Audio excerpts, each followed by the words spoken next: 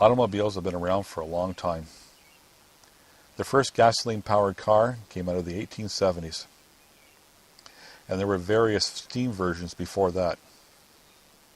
But it wasn't until Henry Ford came around that he was able to drop the price of the cars down to a level that the upper middle class can actually afford to buy one.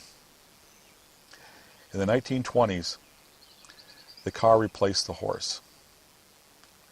But soon afterwards, people realized, hey, the horse can do one thing the car couldn't do. You can actually tell your horse to go home. And I know this is true. I remember stories my dad used to tell me. He used to ride his horse to school, and when he got there, he told his horse to go home. And his dad used to find it grazing on the grass in the front yard. Unlike a car, a horse can be driverless. The days of the driverless cars are almost here. And governments, society, and the law, well, they're not ready for what's about to come. So let me tell you a few things that you probably never thought of before.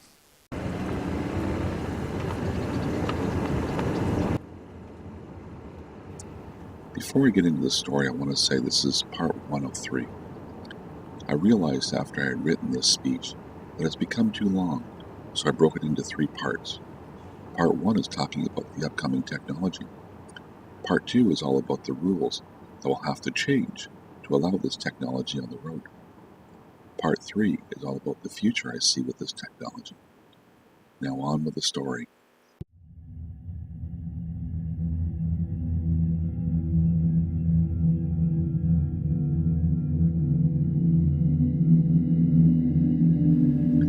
I remember my grandmother telling me that when she was young, she didn't even need a driver's license. And when it came in, all you needed to do was just ask for one, and they gave it to you. There was probably some truth in the thought if you can operate a tractor and ride a horse, then you can probably drive a car. In the early cars, they really couldn't do much more than today's speed limit anyways.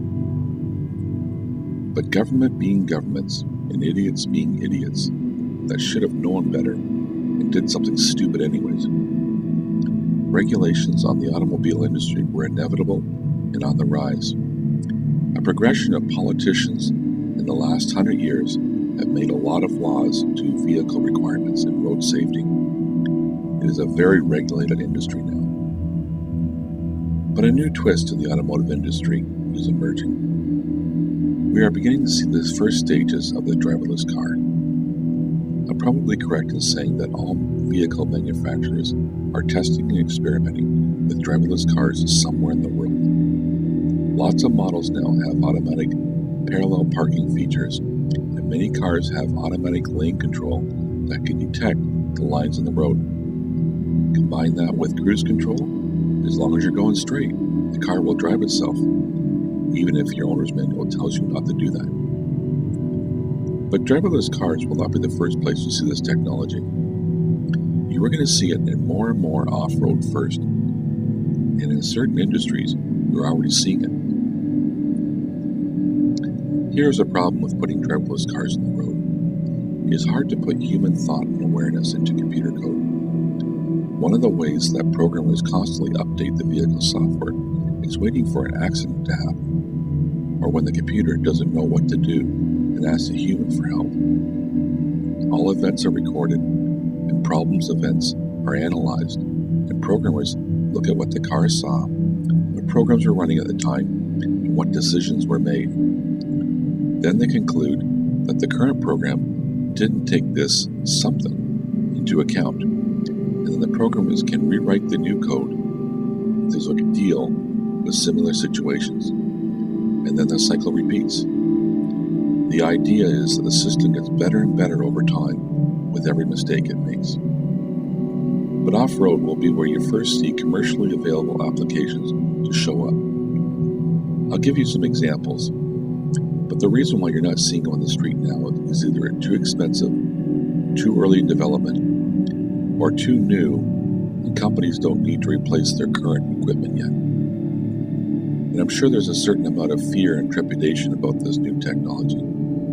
both from the consumer wanting to buy it and the manufacturer afraid to sell it. In the same way, I think that a few people back in the day refused to give up their horses for a car that was expensive, breaks down, and always needs gas. But of course, at some point, the advantages outweigh the disadvantages. All technology goes through these phases of adoption. The innovators, the early adopters, the early majority, the late majority, and the laggards.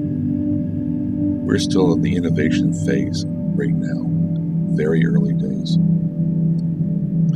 Before you see driverless cars on the road, you will see these types of equipment automated first. Lawnmowers.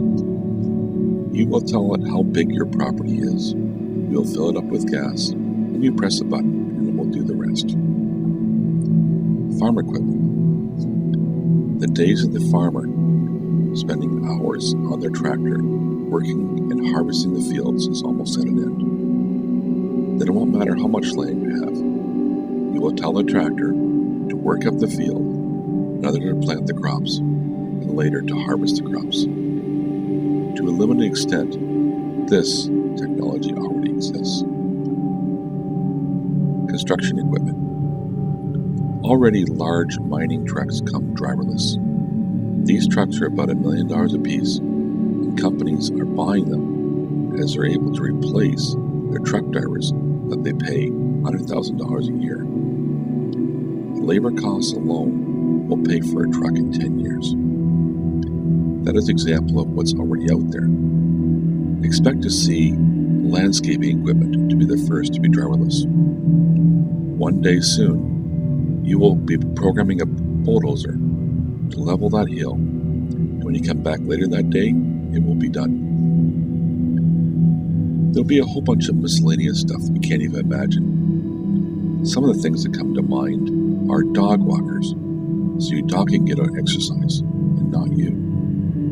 Or a gardening cart that follows you around in the backyard. Maybe it even comes with arms and tools, and it might even plant the flowers you just bought too. Having a car drive itself on the road and being aware of its surrounding and the rules are hard. A lawnmower that mows and trims its own is easier. Driverless car technology will be released in stages. The first step was having cars that parallel park themselves.